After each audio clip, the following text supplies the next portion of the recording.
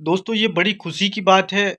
जिस काम में मैं 1 साल से प्रयास कर रहा था, वो 1 साल के प्रयासों के बाद वो काम आज मेरा हुआ है। और हमारी कालाढूंगी की जितनी भी मस्जिदें हैं, सारी मस्जिदों में सारे इमामों ने ऐलान किया है कि अब शादी बारातों में डीजे वगैरह नहीं बजाए जाएंगे, वाहियात हरकतें नहीं होंगी। फिलहाल आप इमाम साहब की तकरीर को सुन लीजिए, इमाम साहब ने क्या कहा। लेकिन इमाम साहब की थोड़ी-सी तकरीर में आपको आवाज़ थोड़ी-सी उनकी डिस्टर्ब होगी, क्योंकि पंखे वगैरह चल रहे हैं, तो इसलिए थोड़ी आवाज़ कम आ रही है, आपको थोड़ा गौर से सुननी पड़ेगी। आप पहले इमाम साहब को सुनिए, उसके बाद में फिर मैं आपको कुछ बताऊँगा। कि स्टेज पर चढ़कर जो जवान लड़कियां और औरतें बेपर्दा होने के बाद स्टेज पर चढ़कर दूल्हों का गौरव करती है, यानी अपने साथ फोटो खिंचवाती है दूल्हा का बेपर्दा होने के बाद में शरीयत मुतहर्रा इसको नाजायज़ हराम लिखा है मुसलमान। इससे बाज आ जाओ मुसलमानों, अज़ीज़ान गिरामी, आखिर मौत है, मरना है सबको मुसलमानों। बता ये बात जायज है या नाजायज है, बताइए आप। ऐसे बोलो। हाँ, तो अज़ीज़ान गिरामी, और तीसरा काम ये रखा गया कि जब निकाह होने के बाद में दुल्हन घर के अंदर आती है, उस वक्त में आतिशबाजी शुरू की जाती है, गोले पटाखे छोड़े जाते हैं, बम छोड़े जाते हैं। यहाँ तक कि बास हमारे मुसलमान भाई 20-20 हजार के 30-30 हजार के गोले पटाखे खत्म कर देते हैं। क्या शरीयत ने इस चीज की इजाजत दी है? क्या मेरे अमीरों को इजाजत दी है? तो निकाह को इतना महंगा कर दो, निकाह को इतना महंगा कर दो कि जो गरीब आदमियों की बच्चियां बैठी हुई है वो निकालो, उन्हें दुश्वारी हो जाए।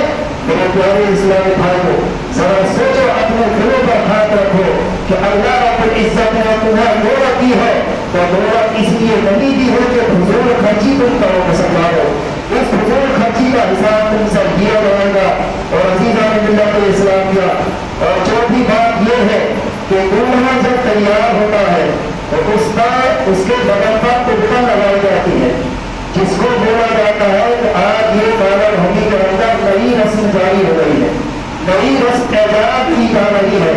और वो नई रस्म कौन सी है कि दूल्हा के लिए उसके बगल पर हल्दी लगी जाती है, मेहंदी लगाई जाती है, जबकि मेहंदी लगाना भी बिल्कुल दूल्हा के लिए नाजायज है मुसलमानों। और अज़ीज़ान गिरामी, ये हल्दी लगाना ये भी बिल्कुल फजूल खर्ची है। और हमारे बहुत से मुसलमान भाई इस अज़ान में गिरफ्तार है और इन फजूल खर्चियों में गिरफ्तार है कि पीले कपड़े बनाए जाते हैं। बताओ, एक वक्त के लिए क्या जरूरत है तुम्हारे मुसलमान हो कि एक वक्त के लिए पीले कपड़े तुमने बनाए और दूल्हा के जिस्म पर तुमने दादी बनी, तुम्हें क्या हासिल हुआ? जबकि अज़ीज़ान मिल्लत इस्लामिया, शरीयत का हुक्म यह है कि दूल्हा खुद अपने हाथ से गुस्ल करे, अपने हाथ से कपड़े पहने और पहनने के बाद में मुसलमानों पर जाकर फिर सेहरा बनवाए। अब अज़ीज़ान मिल्लत इस्लामिया, शरीयत का हुक्म यह है कि जब दूल्हा घर से रवाना हो तो उस वक्त में कुरान करीम की तिलावत की जाए, उस वक्त में मुस्तफा पर दुरूद और सलाम पढ़ा जाए, नाते पढ़ी जाए।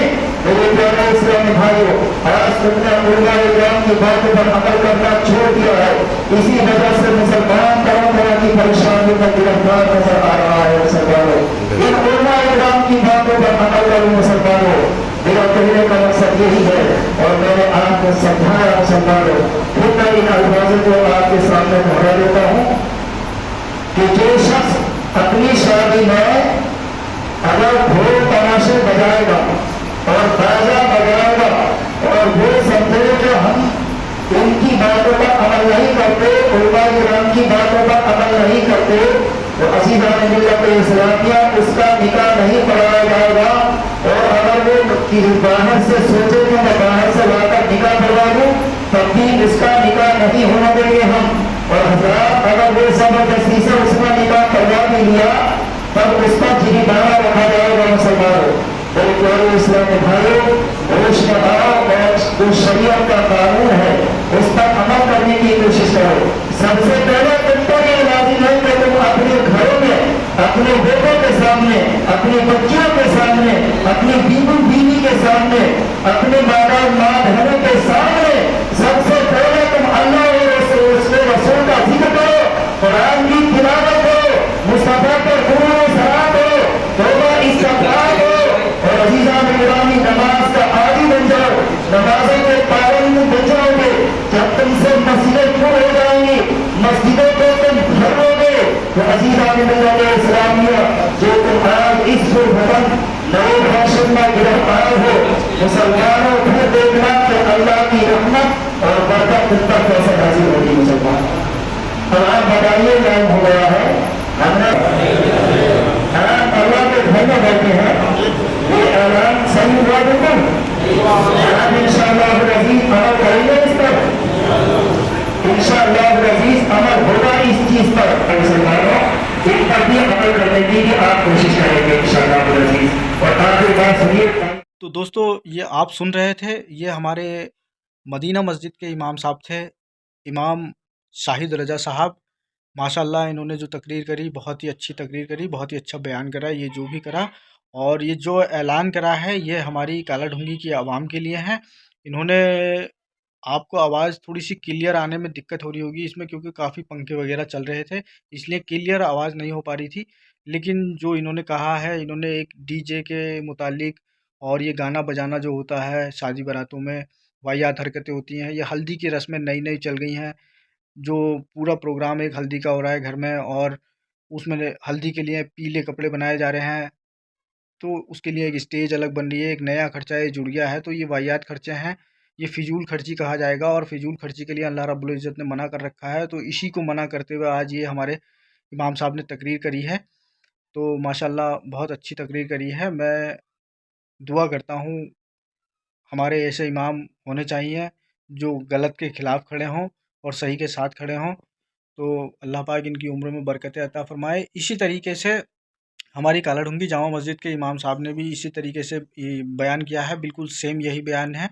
और उन्होंने भी अपनी मस्जिद से वहाँ पर ऐलान कर दिया है कि ये डीजे वगैरह ये नहीं बजने चाहिए, शादी बारातों में वाहियात हरकतें नहीं होनी चाहिए। जिसके वहाँ डीजे बजेगा, वहाँ पर इमाम साहब काला ढूंगी की कोई सी भी मस्जिद के इमाम निकाह पढ़ाने के लिए नहीं जाएंगे, कोई भी मस्जिद के काला ढूंगी से। और अगर कोई इमाम बाहर से आते हैं निकाह पढ़ाने के लिए, तो उनको भी रोका जाएगा, उनसे भी निकाह यहाँ पर नहीं पढ़वाया जाएगा। तो ये बहुत अच्छी तकरीर करी है हमारी जामा मस्जिद के इमाम साहब ने भी। लेकिन इमाम साहब ने थोड़ा सा मेरे ऊपर तंज कसा था तकरीर करते समय, कि ये भाई हमारे वीडियो बनाते हैं और सोशल मीडिया पे यूट्यूब पर डालते हैं, तो ये गलत बात है। तो मैं इमाम साहब से कह देना चाहता हूँ कि गलत बात तो बिल्कुल गलत बात ही है।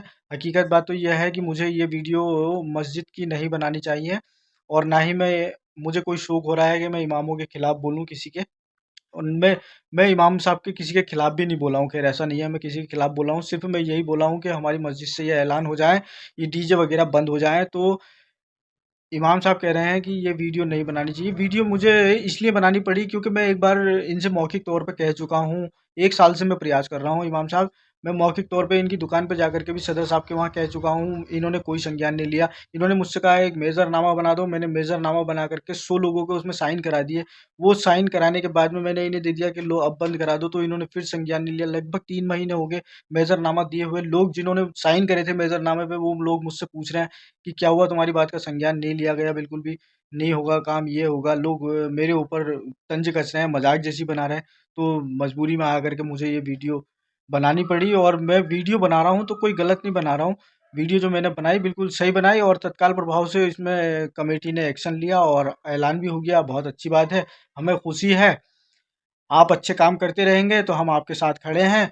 और मस्जिद कमेटी की मैं बहुत-बहुत शुक्र अदा करता हूँ, शुक्रगुज़ार हूँ कि उन्होंने मेरी वीडियो को लेकर के उन्होंने तुरंत इसका संज्ञान लिया, और फिर ये संज्ञान लेने के बाद में एक तुरंत मीटिंग बिठाई, और मीटिंग बिठाने के बाद में सारी मस्जिदों में इन्होंने ये ऐलान कराया।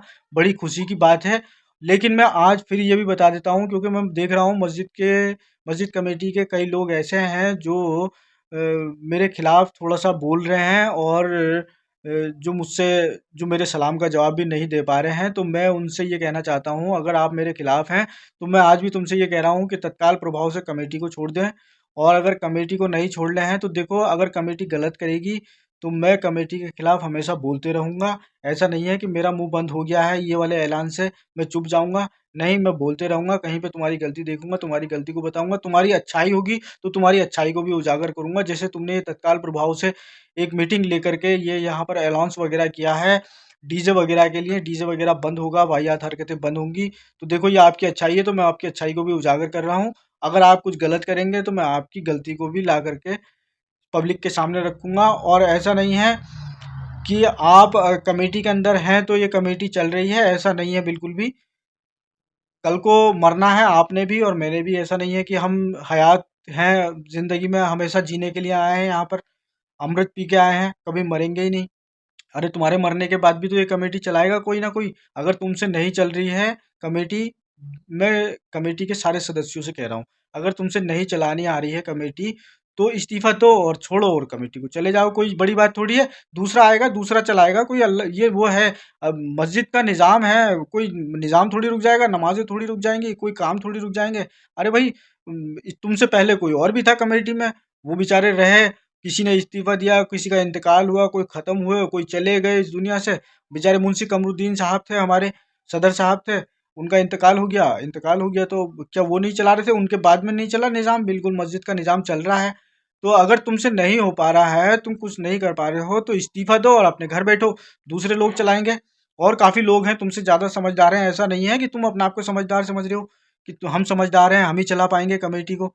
तो ये तुम्हारी गलतफहमी है, तुमसे ज़्यादा समझदार पड़े हैं काला ढूंगी के अंदर लोग। खैर छोड़िए, फिलहाल मस्जिद कमेटी ने अच्छा काम किया है और हमारे इमामों ने अच्छा काम किया है यह अनाउंस करके। और जो इन्होंने तत्काल प्रभाव से जो मीटिंग बिठाई थी, ये मीटिंग जो करी है और इसके साथ में इन्होंने ये जो ऐलान कराया है जुमे के दिन, तो ये बहुत ही बढ़िया ऐलान हुआ है। इससे हमारी जो पब्लिक है जिसमें वाहियात हरकतें फैल रही हैं, वाहियात काम कर रहे हैं लोग, अब बचेंगे वाहियात कामों से। अब मैं फ़िलहाल एक चीज़ और कहना चाहता हूँ। अब ये जो हमारे इमाम साहब हैं, इमाम साहब सभी मस्जिदों के, मैं एक बार इनको बता देना चाहता हूँ, ये मेरी तरफ से है। मैं कह रहा हूँ आपसे, आप जुम्मे के दिन इंशाल्लाह, किसी भी जुम्मे के दिन, किसी दिन जुआरियों के ऊपर भी बयान करें। जुआरियों के ऊपर बयान करें। बयान क्या करें? जुए के बारे में थोड़ा सा उनको बताएं, लोगों को भी बताएं और लोगों को भी बताएं, क्योंकि ये जुआरी तो जो जुआ खेल रहे हैं वो तो खेल ही रहे हैं, ये तो इसमें जुए में मुब्तला हो गए हैं पूरे। ये तो खेल ही रहे हैं, इसके अंदर लिप्त हो गए हैं, ये तो निकलने की कोशिश भी कर रहे हैं तो ये निकल नहीं पा रहे हैं जुए से। लेकिन जो हमारी छोटी नस्लें हैं जो जुए के अंदर जाना चाह रही हैं, कम से कम उन पर अंकुश लगेगा, उन पर रोक लगेगी। तो मेरा कहने का मतलब यह है, जुए पे और ब्याज पे एक दिन, एक जुमे को इंशाल्लाह आप जुए के ऊपर बयान कर दें और फिर एक अगले जुमे को इंशाल्लाह ब्याजियों के ऊपर बयान कर दें। तो इसी तरीके से ये हराम कामों पे आप ऐसे बयान करते रहेंगे इंशाल्लाह। अगर आपकी मस्जिद में नमाज़ पढ़ने के लिए, मैं मान रहा हूँ, 1000 आदमी आ रहे हैं, अगर उसमें से एक आदमी भी सुधर गया, ये गलत रास्ते पे से सीधे रास्ते पे आ गया, तो आपको इतना बड़ा सवाब मिलेगा इमाम साहब, मैं आपको बता नहीं सकता हूँ। बहुत बड़ा सवाब है, किसी को भटके हुए को सही राह पे लेके आना बहुत बड़ा सवाब का काम है। और ये वाहियात हरकतें हैं, ये जुआ खेलना हराम है। हराम काम से हम अगर किसी को बचाएंगे, उसे सीधे रास्ते पर लेकर के आएंगे, तो इमाम साहब ये भी बहुत बड़ा सवाब का काम है। तो मैं आपसे ये गुजारिश करता हूँ, प्लीज़ आप मेरी बात को सुनिए और इंशाल्लाह किसी दिन जुम्मे के दिन जिनके जुआरियों के ऊपर और ब्याजियों के ऊपर भी बयान करिए। और जो आप कहीं मिलाद वगैरह में जाते हैं तो मिलाद वगैरह में भी आप इनके ऊपर बयान किया करिए। जो हराम काम है, हराम कामों के ऊपर आप बयान करेंगे तो बहुत अच्छा लगेगा, हमें भी अच्छा लगेगा, लोगों को भी अच्छा लगेगा और लोग हराम कामों से बचेंगे तो अल्लाह को भी अच्छा लगेगा। तो दोस्तों, इस वीडियो को मैं फ़िलहाल यहीं पर ख़त्म करता हूँ, मिलता हूँ किसी और वीडियो के साथ। धन्यवाद।